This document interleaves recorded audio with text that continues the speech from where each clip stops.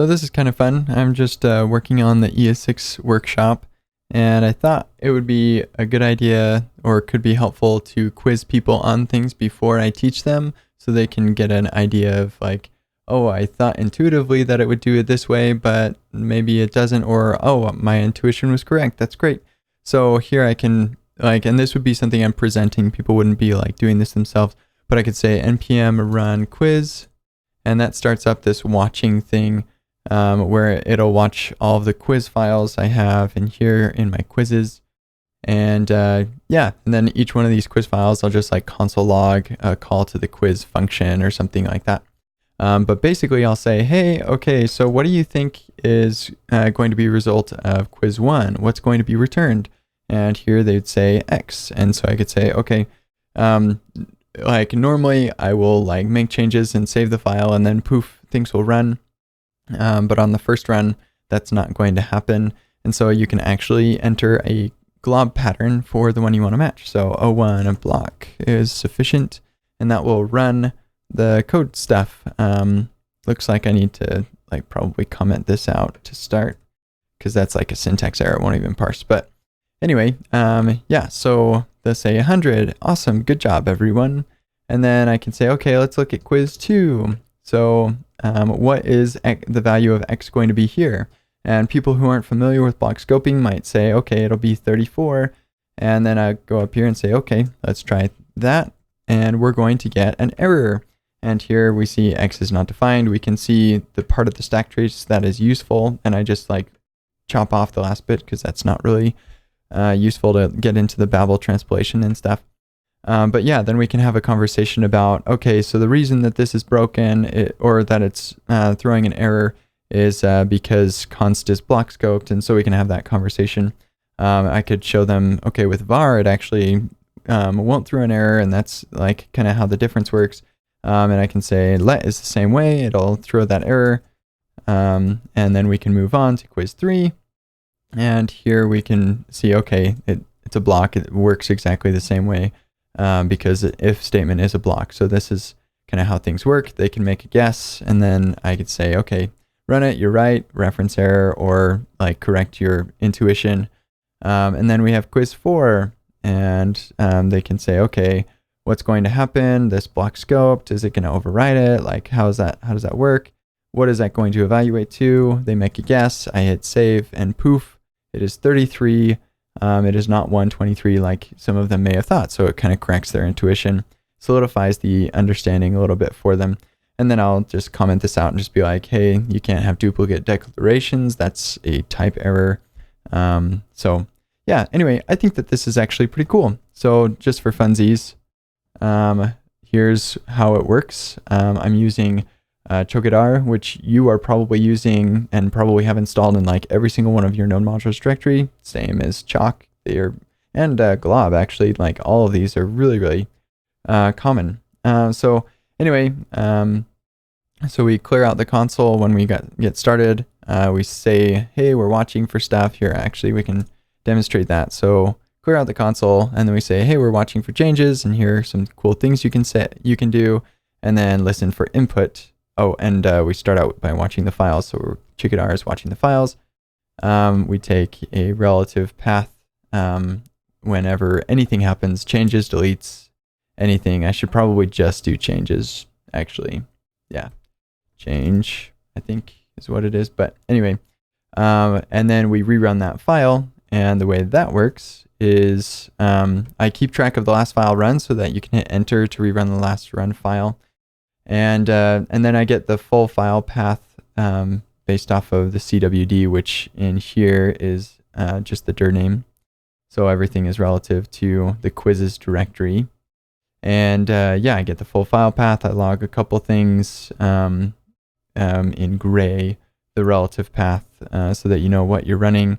And then we delete the require cache for that full path so that we can re-require it. And then we just require it and let it do its thing, whatever that thing's going to be. And if it throws an error, then we're going to console.error in red with the relevant stack trace. And that basically all that's doing is it takes the stack and it removes, or it only includes the stuff up to when things aren't really relevant anymore. So you're not like littered with a ton of stuff.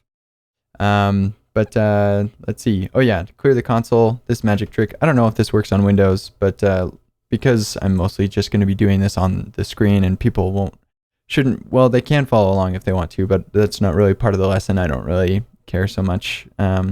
If somebody wants to contribute a Windows working version of this, that would be super sweet. But yeah, then we've got our say watching, say commands. Yeah, and we have our input. So listen for input. This is something new that I've never really done before, but you set encoding, and on data, you get the text, and we're going to trim it and get the input. And if it's C or clear, we can say, poof, it's gone. And we just say watching for quiz change. If it's Q, then we're going to quit. I'm not sure because I'm closing the watcher. I don't know what else like would be running, but for some reason I have to have this process exit. So if you want to contribute something, that would be a sweet thing to fix. I'm not sure why I need process exit in there. Yeah, then the last file run. So if you don't do anything, then I assume you hit the enter key. So if I do like 1, I'm going to get that type error. I should really like save that comment. There we go. Oh my gosh, what just happened?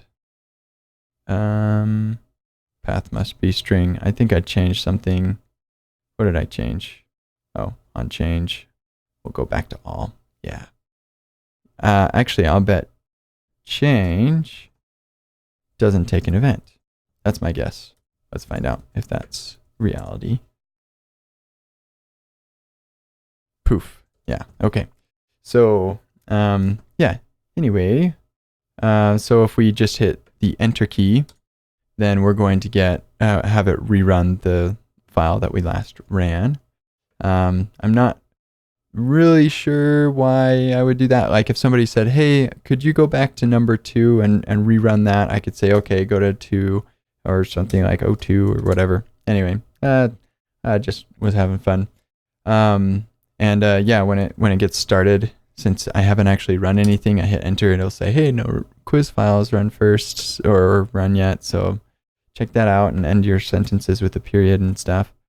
And then by default, if it's not empty and it's not one of these other commands, then we're going to assume that you're entering a file name pattern. So like O1 block or something like that. And it'll go and glob for all of those in that current working directory, in the quizzes directory, and run the first one that matches. And that's what happens. It's like magic. That's pretty much it. I've been listening to this book called Make It Stick, and it's been really interesting. And one of the things that they assert in there is that things stick better if there's like a challenge with learning about this thing that you're trying to learn about. And so like a good way to go about doing this, one of the things that they assert is if you quiz people on things before you teach them. So for example, like you could say, what's the capital of Texas? And people might think of, okay, well, I know that there's like Dallas and there's Houston and there's Austin and there's a couple other big cities in Texas, and they might pick one that they think is right. And then once they hear the answer, they're like, oh, no, I was wrong. And there's like that, or, oh, sweet, I was right there. And there's that like moment of, okay, my assumption was this, and this is what the reality is. And it makes, it solidifies the learning a little bit better.